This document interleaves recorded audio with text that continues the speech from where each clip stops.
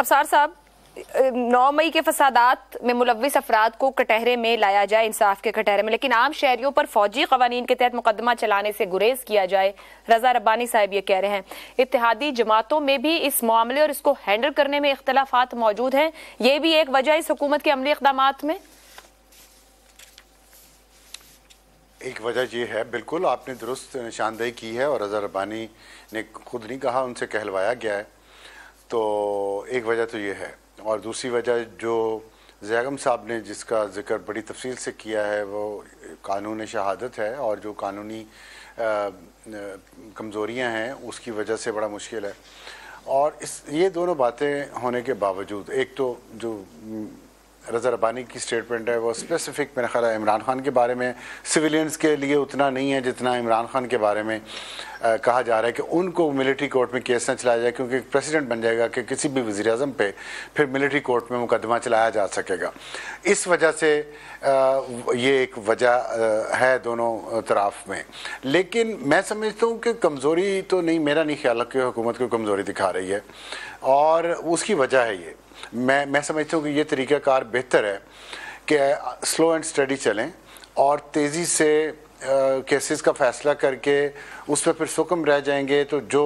گناہ گار ہیں ان کو شاید سزا نہ مل سکے، اور جو بے گناہ ہیں وہ پکڑے جائیں یا وہ جیلوں میں سڑتے رہیں۔ تو ایک تو یہ بہت ضروری ہے کہ یہ پروسیس اتنا اچھے طریقے سے اور سلو چلے کہ سب کو انصاف ہوتا ہوا نظر بھی آئے، اور انصاف کے تقاضے ایکچولی بھی پورے کیے جانے چاہیے، چاہے کوئی کتنا بھی بڑا ملزم کیوں نہ ہو،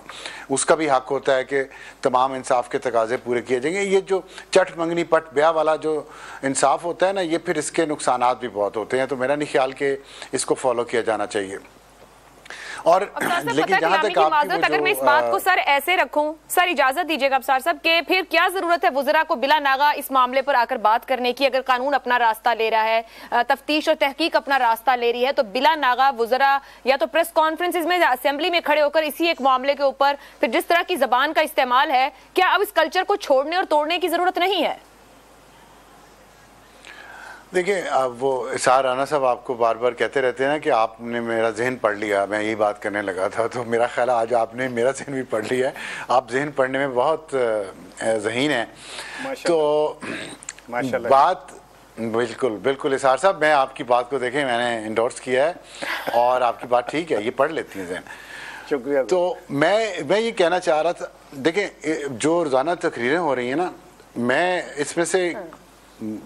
میں اس سے ایگری نہیں کرتا، کسی کے خلاف پروپیگنڈا کرنا، بار بار کرنا، اور اتنی بار کرنا کہ لوگوں کے ذہنوں میں وہ بیٹھ جائے۔ ایکچولی یہ وہی کام حکومت کر رہی ہے جو پچھلی حکومت نے کیا تھا، کہ وہ جو انہوں نے چور اور ڈاکو کا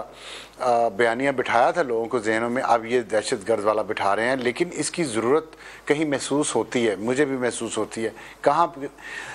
آج جو آپ نے خواجہ آصف کی تقریر کا ذکر کیا، اس میں انہوں نے عدلیہ پہ پھر تنقید کی ہے۔ عدلیہ میں ایک تو آپ ایک بات ذہن میں رکھیں جو زیغم صاحب نے کہی ہے کہ قانون شہادت کمزور ہے، آڈیو ویژول جو آپ کے پاس ایویڈنس ہے وہ قبول کوٹ کرے گی کہ نہیں کرے گی۔ دوسری بات جو حقیقت ہے، عدلیہ کا بہت بڑا حصہ خان صاحب کا عاشق ہے، آج بھی ہے، اور وہ ان کو مسلسل سہولت کاری ان کی کر رہا ہے، اور اس وجہ سے اگر یہ پروسیس تیز کریں گے تو وہ تیزی سے ریلیف ملے گا۔ تو ہو سکتا ہے کہ کچھ مہینے گزارنا بھی چاہ رہی ہو حکومت کہ یہ عدلیہ میں کچھ بہتری آ جائے، اور یہ جو روزانہ پریس کانفرنسز ہوتی ہیں یہ بیسیکلی عدلیہ، ایک تو عدلیہ کا ایلیمنٹ ہے، اس کے ذہن پہ اثر کرنے کی کوشش ہو رہی ہے، دوسرا فوج کے اندر ایک ایلیمنٹ ہے جس کی ہمدردیاں ابھی بھی پی ٹی آئی کے ساتھ ہیں، اور اس کی وجہ میں نے آپ کو کل بتایا تھا کہ جو پروپیگنڈا کئی سالوں تک وہاں پہ کیا گیا اور ایک ہی قسم کا بیانیہ، یہ بات وہی ہے کہ ہم دائروں کا سفر کر رہے ہیں، وہی ایک چیز پہلے ہم غلط طریقے سے بناتے رہتے ہیں، پھر اس کو غلط طریقے سے گرانا شروع کر دیتے ہیں، وہ جب گر جاتی ہے نئی بنانا شروع کر دیتے ہیں، پھر اس کے تو یہ اس میں جب تک ہم سبق ابھی بھی نہیں سیکھیں گے تو، اور اس دائروں کے سفر سے نہیں نکلیں گے، کڑوا گھونٹ کہیں نہ کہیں تو پینا پڑے گا، کہیں نہ کہیں تو آپ کو لکیر کھینچنی پڑے گی کہ آج کے بعد سے آئندہ کبھی نہ کوئی غلط کام کرے گا اور نہ ہی غلط کام ہونے دے گا۔ یہ فیصلہ تمام اداروں کو اور تمام جو ستون ہیں ریاست کے اس کو کرنا پڑے گا اور کرنا چاہیے۔ ابصار صاحب، نواز شریف بدستور پارٹی قائد ہیں، شہباز شریف مسلم لیگ نون کے بلا مقابلہ صدر جمعے کو منتخب ہو جائیں گے، مریم نواز انتخابی عمل میں بلا مقابلہ چیف آرگنائزر، حمزہ شہباز سے متعلق خبر ہے کہ وہ نائب صدر تھے، سینئر نائب صدر ہو جائیں گے، اس بات کا امکان ہے۔ اپنے آپ کو یہ سب سے بڑی جماعت کہتے ہیں، 2 بھائی، 1 بیٹی 1 بیٹا، سمدھی کا ذکر زیغم صاحب نے کر دیا ہے، باقی بھی کچھ رشتہ دار آس پاس سب موجود ہوں گے۔ الیکشن کمیشن کے پاس کوئی رول، کوئی پاور ہے کہ جو سیاسی جماعتوں کے اندر یہ شاہی وراثتی انداز ہے اس سے ذرا باہر نکال پائے ان جماعتوں کو؟ نہیں ہے ان کے پاس، اور ہونا بھی نہیں چاہیے، ان کا کام ہی نہیں ہے یہ سب کچھ کرنے کا جو آپ نے اتنی ساری ذمہ داریاں الیکشن کمیشن کو گنوا دی ہیں۔ دیکھیں، ایک پہلے آپ کے سوال کا مختصر میں جواب یہ دے دوں کہ ہماری سیاسی جماعتوں میں سب سے بڑی کمی تنظیم سازی کی ہے۔ ان کا کوئی سٹرکچر ایسا نہیں ہے کہ ایک بندہ سین سے ہٹ جائے تو کوئی نظام جو ہے وہ اس کو ٹیک اوور کر لے پارٹی کو اور پارٹی آگے چلتی رہے۔ یہ ان کی کمزوری ہے، مان لیے یہاں تک، لیکن اس سے ہمیں تھوڑا سا آگے دیکھنا پڑے گا، جس پہ لوگ پھر مجھے تانا دیتے ہیں چھپ چھپا کے کہ مجھے پتہ نہیں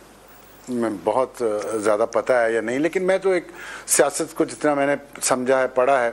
اس میں میرا جو ذاتی خیال ہے وہ یہ ہے کہ سنا تھا کہ تربیت کسی کی اچھی کرنی ہونا تو کھلاؤ سونے کا نوالا، دیکھو شیر کی نظر۔ ہمارے ہاں بدقسمتی سے جب سیاسی جماعتوں کی باری آتی ہے نا تو ہم انہیں کھلاتے لتر ہیں، گالیاں کھلاتے ہیں انہیں، اور دیکھتے شیر کی نظر سے ہیں۔ ابھی میں آپ کے سوال کے دوران حساب لگا رہا تھا کہ اس وقت پاکستان کی 2 بڑی سیاسی جماعتیں نا، پاکستان پیپلز پارٹی، اسے بنے ہوئے 55 سال ہوئے ہیں۔ ہمارے کلچر میں پرابلم ہے، یہ جو آپ موروثیت کہتے ہیں نا، یہ ہمارے کلچر میں، میں جس عہدے پہ بھی بیٹھا ہوں نا، میں نے اپنے بچوں کا بھی سوچنا ہے، میں نے آگے ان کے بچوں کا بھی سوچنا ہے کہ میں کیسے ان کے لیے جائیداد بنا کے جاؤں۔ تو آپ سیاسی جماعت جس کو زیغم صاحب نے کہا کہ وہ مالک ہوتا ہے، اور بالکل درست کہا ہے، وہ مالک ہوتا ہے اس لیے کہ 55 سال پہلے پیپلز پارٹی بنائی تھی ذوالفقار علی بھٹو نے اکیلے نے۔ وہ کوئی ایسی سوچ کے لوگوں نے اکٹھے ہو کے، جیسے امریکہ میں سیاسی جماعتیں بنی تھی یا کہیں اور، اس سب کانٹیننٹ میں جتنی سے آپ کانگریس دیکھ لیں انڈیا میں، وہ خاندانی جماعت ہے، سری لنکا میں خاندانی سیاست ہے، بنگلہ دیش میں خاندانی سیاست ہے، پاکستان الگ نہیں ہے برِ صغیر سے۔ بھٹو نے سیاسی جماعت بنائی، وہ اس کا مالک تھا، اس سیاسی جماعت نے 2 مارشل لاء اور 1 ڈاکٹرائن 55 سال میں برداشت کی ہے، ہمیشہ سروائیول موڈ میں رہی ہے۔ بھٹو پھانسی چڑھ گیا،